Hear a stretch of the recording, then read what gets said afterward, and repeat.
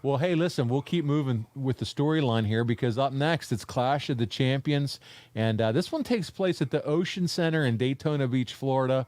And like Beach Blast the month before, 8,900 fans attend this one, but only 2,400 of these are actually paid. In a pre-tape segment, fans learned that Flying Brian has a lower leg injury and would not be wrestling that night.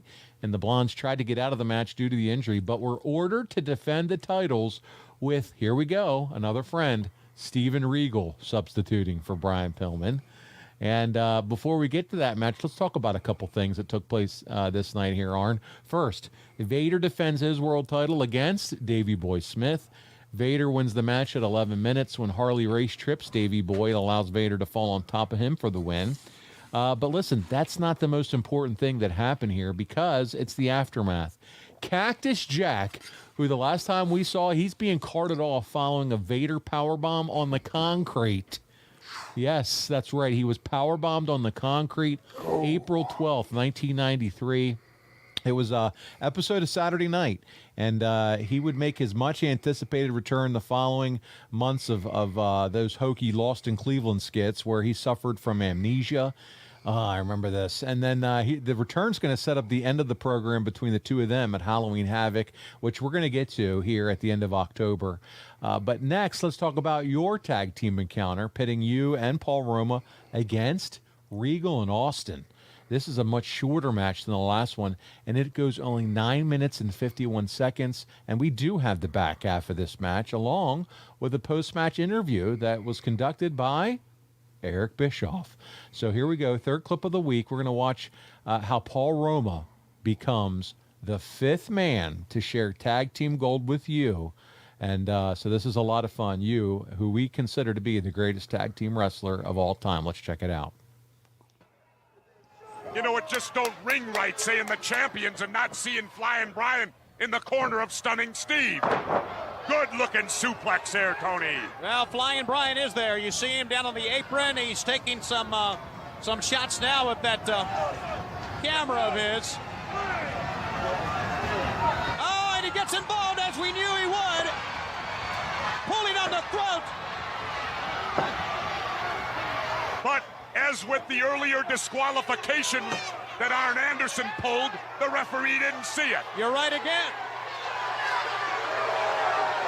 I don't know what Anderson's griping about after what he got away with earlier in the bout.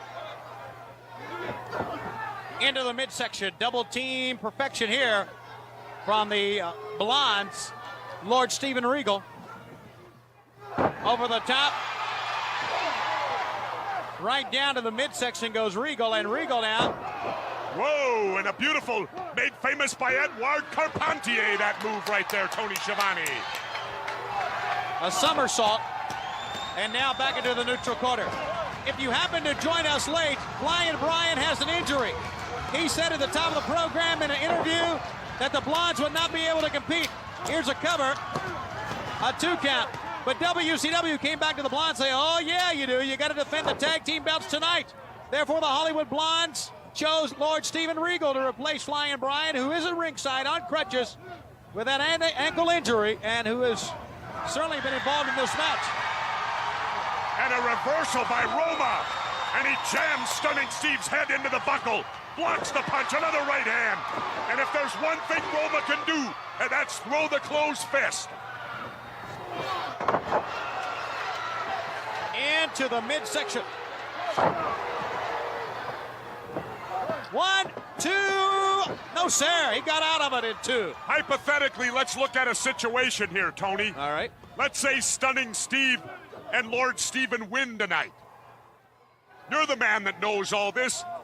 How quick then will a Four Horsemen rematch be signed? A couple weeks? Into the midsection. I can't answer that. I don't know. I'm not the matchmaker at WCW, and you know that. And how many of it will it be then? A dozen?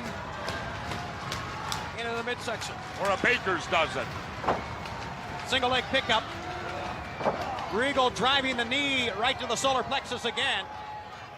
This time with Roma down in a prone position, and now this is where Roma does not want to be. Because, you know, Jess, Even though they've never been together before, Regal and Austin are working really, really well as a team. Well, they're seasoned veterans in the ring. Arn Anderson's chasing Sir William around. He ain't happy with the antics outside the ring. But look at this, he cost his partner. Inside cradle move, referee out of position because of the enforcer, Arn Anderson, could not get the 3 count. In that case, Arn Anderson let the guys outside the ring get to him. But boy, did he just get to Stunning Steve with a big left hand. Steve back up. I mean, the fans here are going wild, and we are in the first match. One of 3 title matches tonight here on TBS.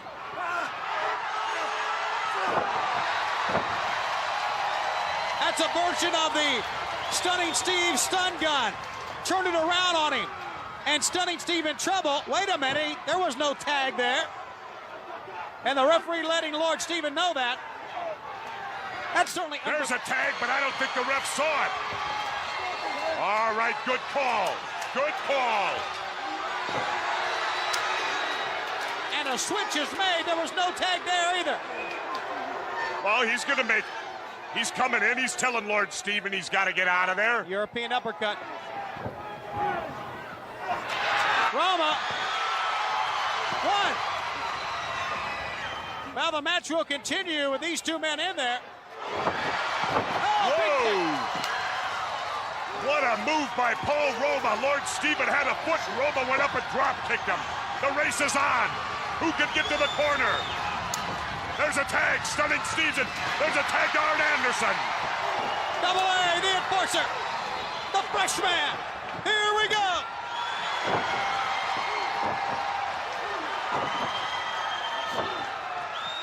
Anderson's cleaning house, lefts and rights on both Stunning Steve and Lord Steven. He's got a DDT. Oh, he got caught though. Good, smart move by Lord Steven Regal. He had the DDT. Wait a minute. Sir William's got the crutch.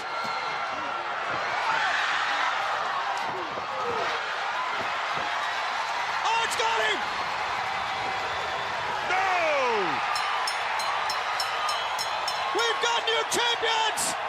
Ladies and gentlemen, the winners and new World Tag Team Champions, the Horsemen, the team of Pretty Paul Roma, and the enforcer, Arn Anderson.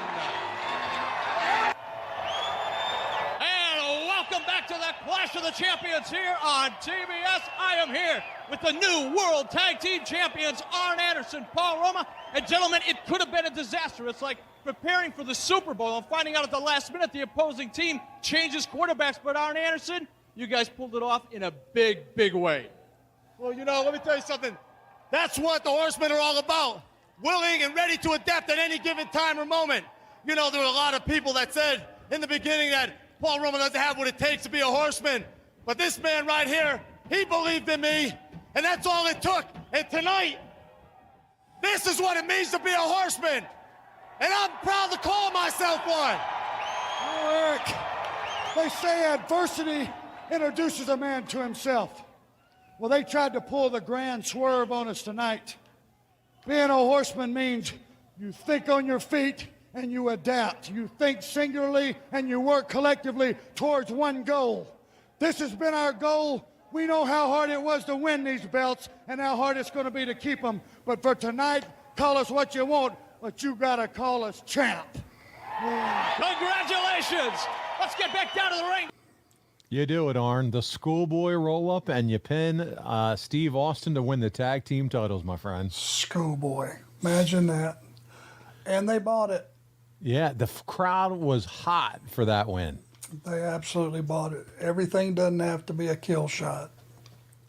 So good. And listen, you were on the receiving end of the hot tag in this match, and you came in and were cleaning Still house. wasn't real exciting. It was. I don't drop kick. I don't leg lariat. I don't cross body off the top. But you did the big back body drop, and you got some other big spots in there. It was still fun. Don't sell yourself Let's call short. a spade a spade. I was a rotten babyface. Well, hey, listen, you're also a tag team champion here, and that's all that matters.